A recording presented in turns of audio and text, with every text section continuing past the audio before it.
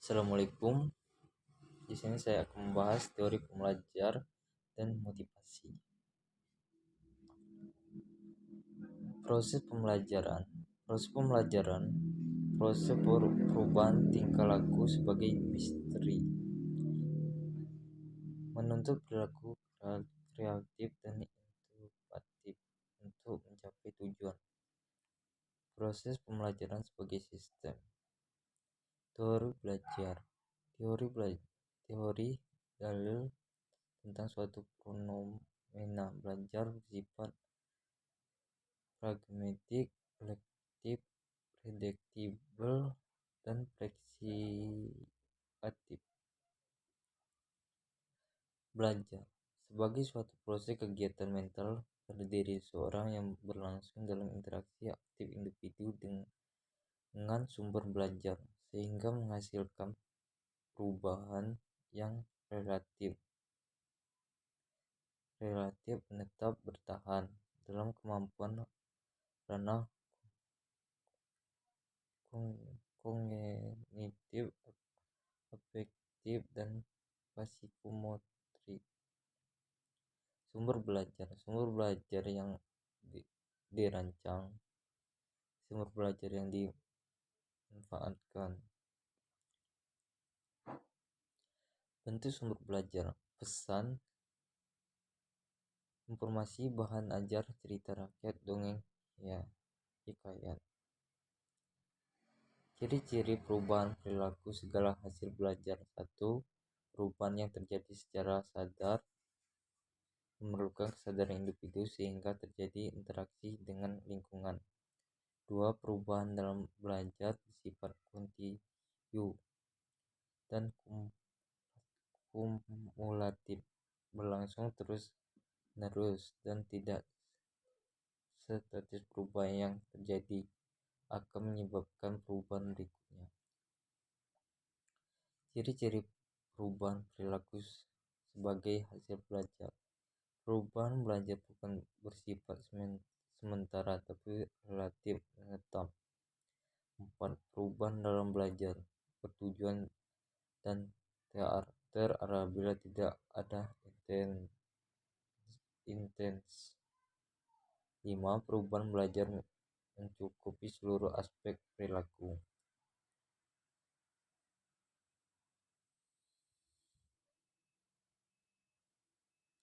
Teori belajar kognitisme.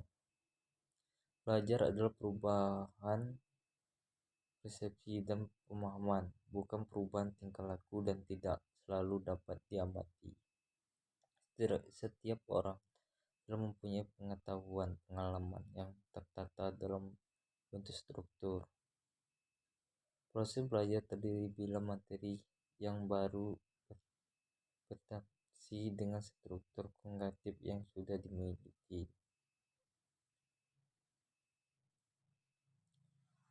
Periode sensor motor 0-2,0 tahun. Tingkah laku anak bersifat motorik dan anak menggunakan sistem penginderaan untuk mengenal lingkungan.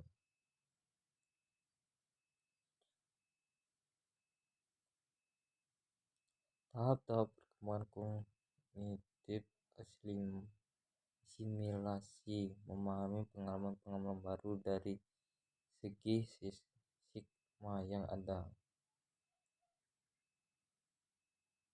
Aplikasi teori kognitisme: 1. Menentukan tujuan pembelajaran, milih materi pembelajaran, menentukan topik dapat dipelajari secara aktif. 4. Merancang kegiatan belajar yang cocok. 5. Mempersiapkan berbagai pertanyaan yang memacu kreativitas mahasiswa untuk berdiskusi atau bertanya. 6. Mengevaluasi proses dan hasil belajar.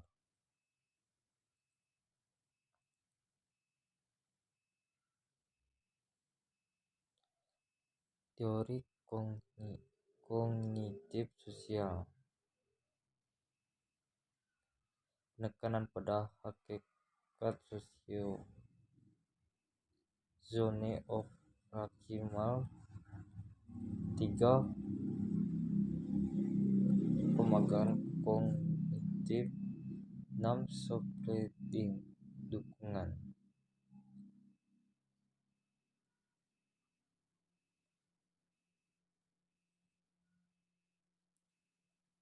Teori Ki Hajar Dewantara. Teorinya dibangun dari nilai-nilai ideologi dengan memadukan nilai-nilai kemerdekaan, bersamaan, kebangsaan, dan persatuan. Teori multiple anak berkembang secara unlimited untuk survei dan grow. Anak harus hidup dalam unrooted dan nurture. Di sini ada gambarnya.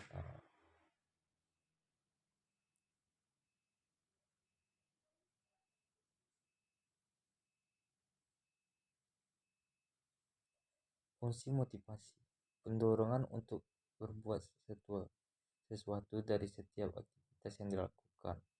2. Penentu arah, berbuat ke arah tujuan yang ingin dicapai, menyelesaikan perbuatan. 4. Pendorong usaha untuk mencapai presentasi.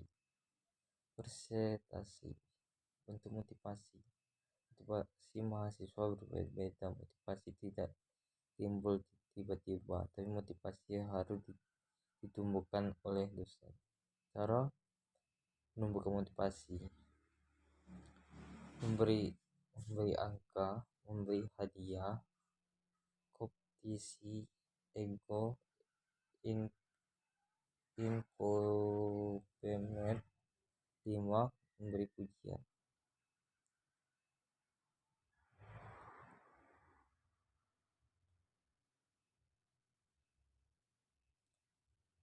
Strategi untuk meningkatkan kepuasan: gunakan pujian secara verbal, berikan kesempatan mahasiswa segera mempraktikkan pengetahuan yang dipelajari, meminta mahasiswa membentuk teman yang belum berhasil menguasai suatu keterampilan atau pengetahuan.